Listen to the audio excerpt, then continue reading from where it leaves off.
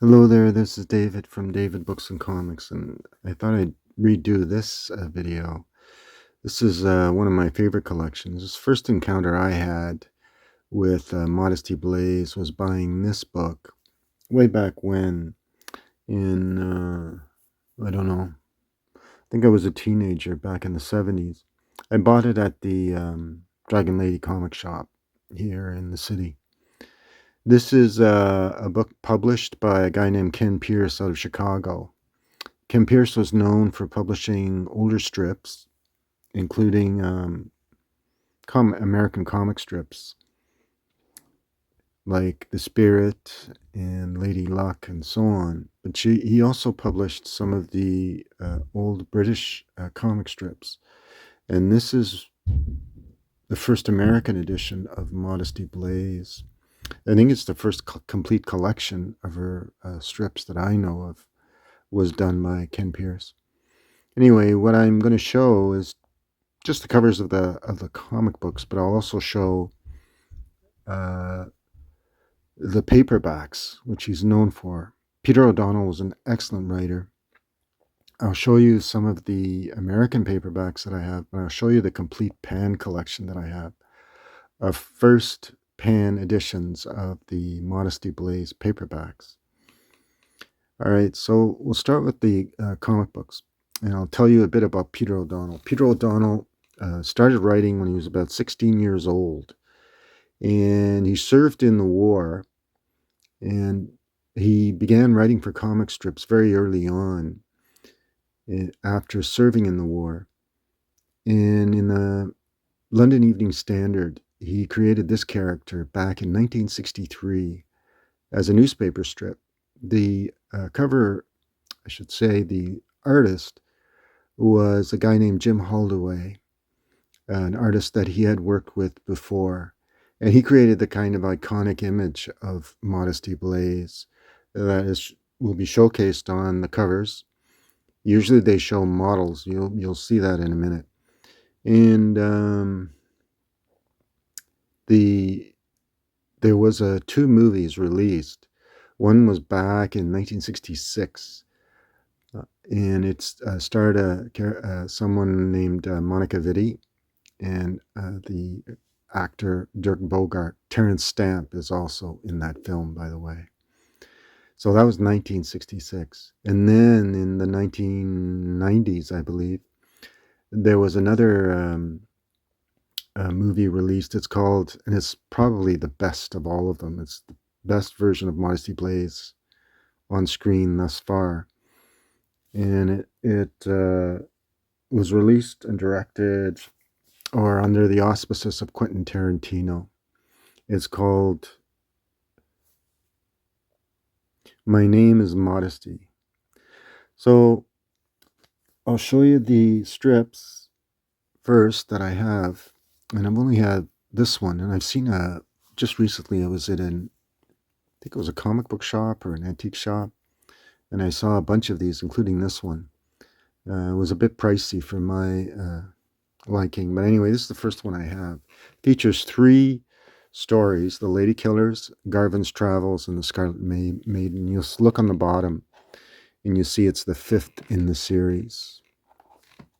And just so you know, like, the script is it's not a quick read, because it's pretty dense, and with only 72 pages, it's quite dense. And these are the checklist of the Modesty Blaise comic strips and adventures. And these are the ones that were published by Ken Pierce. All right. So this is Peter O'Donnell and Neville Colvin, it says, were the main artists. This is the fifth in the series. All right. And then, let's see when this came out. I believe it was in the 1980s. Just look. Yeah, 84.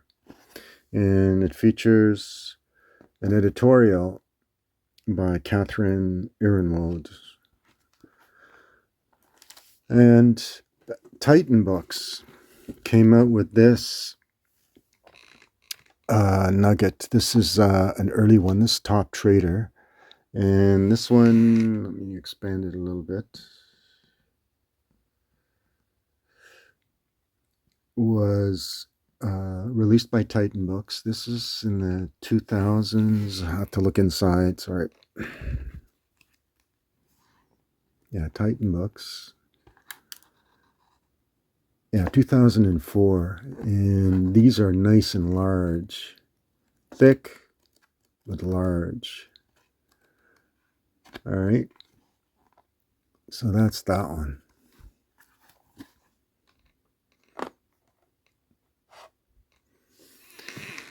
So, Modesty. Just so you know, Modesty Blaise is an adventurer. She started a group, kind of not a, what do they call that? An outlaw, illegal group called the Network. And the story begin when she is retired from the Network, and her sidekick, not her paramour, by the way, not her love interest, but her sidekick, a guy named Willie Garvin, are the two mainstays of all of the adventures. And they figure prominently in every story. She also is hired as kind of a spy by the British spy agencies to investigate different things throughout her long history of adventures. Top Trader is the main title of this series, and it's kind of a play on the Kim Philby fiasco, where Kim Philby, who eventually defected to the Soviet Union, betrayed the English British Empire. So Top Trader is one of the best reads in comic strips, in comic books, period. Quite enjoyable, and probably one of the better stories in the entire series. And this is a paperback that came out. It's a comic strip, and it features two stories. One is the Black Pearl and the Vikings, early stories in the Modesty Blaise series. And the cover is not the greatest. It's published back in the 70s, I believe. We'll just have to look inside.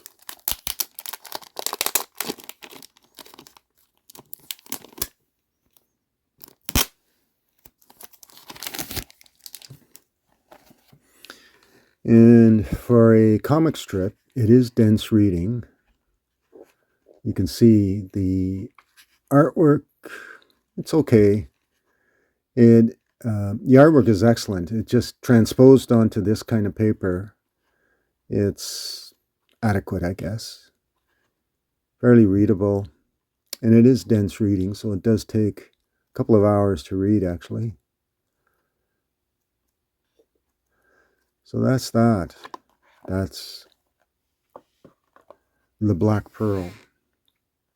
All right. Oh, when was it done?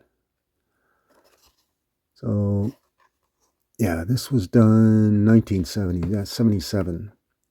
Copyright 1977. It says an exclusive on how Modesty began her career as a secret agent following her escape from a prison camp in the final years of the war and making her name as the high-class jet-setter leader of the Network. So the backstory of Modesty Blaise is that, by the way, the name Blaise is kind of a mystery. But somewhere I read Blaise was the magician master that taught Merlin the magician, way back in kind of the Arthurian mythos. And Blaise was Merlin's teacher. So there's kind of a, I don't know what it is, a sorcery connection to the history of Modesty Blaise. So I'll show you the first edition hardcover. This is a first edition. This is Modesty Blaise. This is what it looked like. It looks like it was published way back in 1965. I think it's Ryerson Press, actually, that did it. Let's see. Yeah, 1965 by Ryerson Press, Toronto. So this is the first edition of the Modesty Blaise series. And I'll show you another. These are the hardcovers. What I wanted to collect when I started collecting this, I was collecting mostly the paperbacks, but I ended up being gifted to me these beautiful hardcover editions. So this is the Xanadu Talisman, and this is a first, world first, and 1981, so fairly recent publication. Beautiful book. Souvenir Press. Yeah, this one was also Souvenir Press. And The Night of the Morning Star. And this one, copyright 1982. First edition. And it's, I don't know what that is, £6, 95 pence. All right, so those are the hardcovers. I also have one more hardcover. This is not a world first, and that's this one. This is Pieces of Modesty. Beautiful cover. It's not a world first. The world first is actually the paperback, which I'll show a little later, in order of publication, starting in 1965 and ending in 1996. So this is the first printing, United States of America. It was originally published. See that there it says originally published by Souvenir Press. That's wrong. The paperback edition is actually the world first edition. So it's called Pieces of Modesty. All right, so that's that. And there's our writer. Peter O'Donnell lives in Sussex, England. O'Donnell died of Parkinson's disease, tragically enough. So here is the first paperback that I got, and it's a cover for the movie. It's starring Monica Vitti, Terence Stamp, and Dirk Bogarde. This is actually the first paperback edition published by Pan Books. All right, it's X474. And this movie, by the way, if you're interested, it is available currently on YouTube. So, same director as the one who directed the first Bond film. All right, so that's that. The second paperback is this one. And this is Sabretooth. That's the second paperback.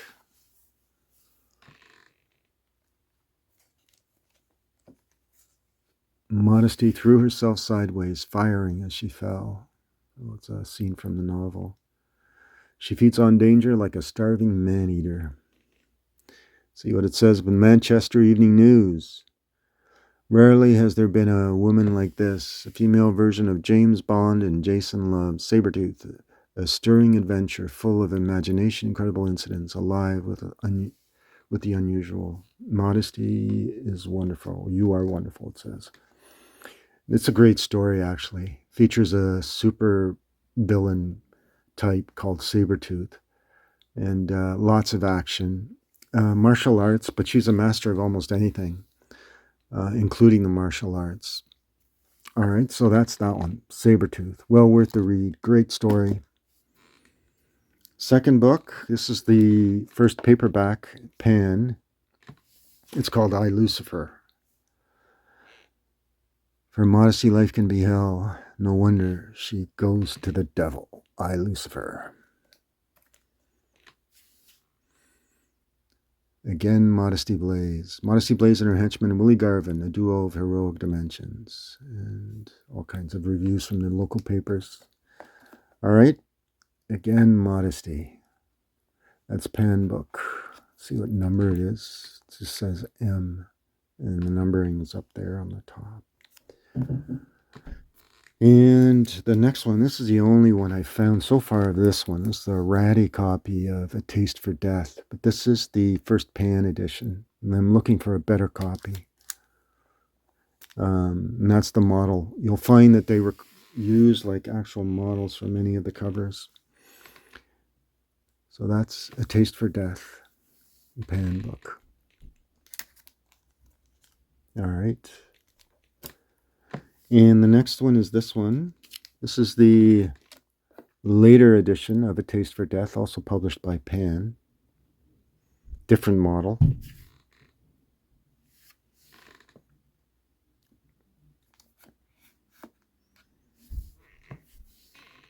Okay, it's that one. And then we have The Impossible Virgin. Another cracking Modesty Blaise. All great stories. Smashing entertainment. Some terrifying scrapes. On a fast and furious caper to Central Africa, Modesty and Willie land in the tightest of tight spots, facing professional killers, maddened guerrillas, savage warriors, and the ferocious guardians of the impossible virgin.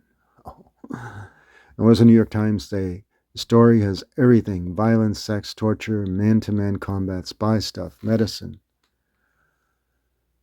Great fun. Times literary something. Get me out of this is a specialized form of thriller, and Peter O'Donnell is the better at it than anyone since C.S. Forrester. And that's saying a lot, actually. So there you go. The Impossible Virgin. These are really fun to read. Some of the best books around action. Here's the first edition of Pieces of Modesty. It's a nice copy, very good copy of Pieces of Modesty. And this is the world first edition. And Birmingham Evening Mail. She feeds danger like a starving man-eater. Okay, there you go. Beautiful book. Same model as in Impossible Virgin. All right. And this is also a first, a new adventure, Silver Mistress, first pan. This is a first pan edition, not the world first pan edition. World first is our hardcover. And that's that one. So I'll take a little bit of an interlude and introduce you to the American first editions. This is a Fawcett Crest book of Modesty Blaise. The cover artist is none other than McGinnis. All right, so that's the world's most dazzling. It's probably the best cover of them all, of all of the Modesty Blaise covers, as far as painted covers go anyway. And there's Highly Entertaining Murderous Fantasy. All right, so that's that one. That's the American version of that. Here's the American version of A Taste for Death.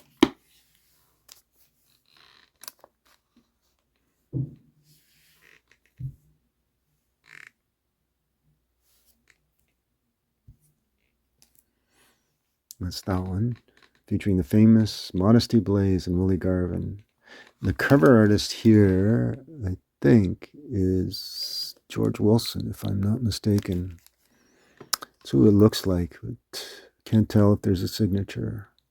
Fabulous adventure, fantastic. And here's another one. This is I, Lucifer. This is also a Fawcett Crest book. And see if we can find any writing signature. No. The best yet of novels about modesty. All right. More wicked, more wonderful, sexier than ever. I, Lucifer. All right. So these are the American editions I have. But continuing on with the pans, we have Last Day in Limbo. This is the first pan edition. Same model as in Silver Mistress.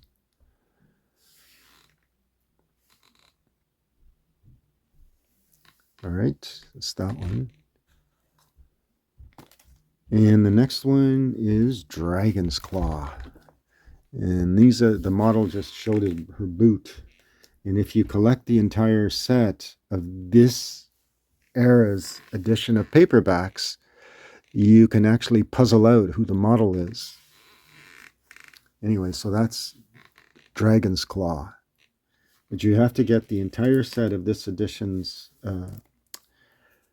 that year's paperback editions. Anyway, so that's Dragon's Claw. And this is the head of the Xanadu talisman. And that's the face of our model. But like I said, you have to collect the entire set of the latest Modesty Blaise editions. From what year? Let's see. See the year.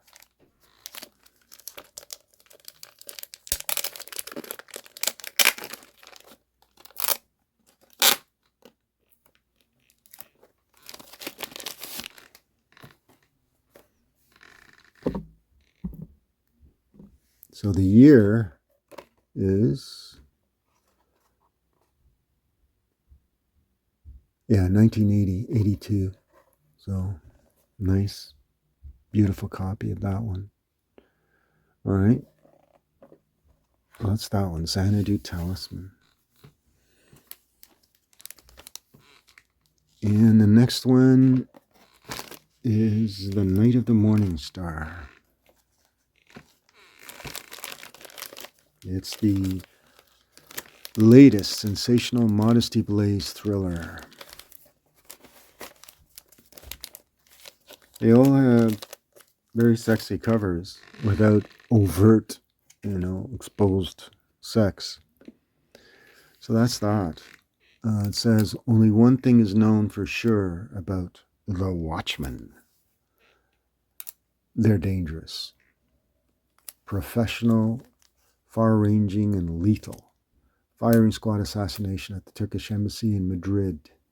The demolition of a dam in Utah. And a nuclear plant in Haute-Savoie.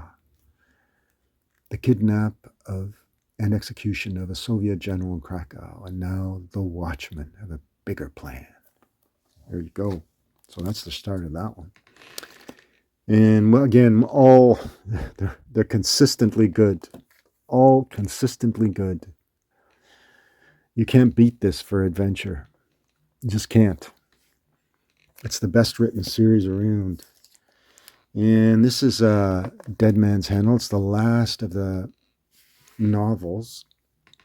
Not the last of the paperbacks, mind you, but the last of the novels. So that's that. That's a nice copy of that, Dead Man's Handle, published by Pan.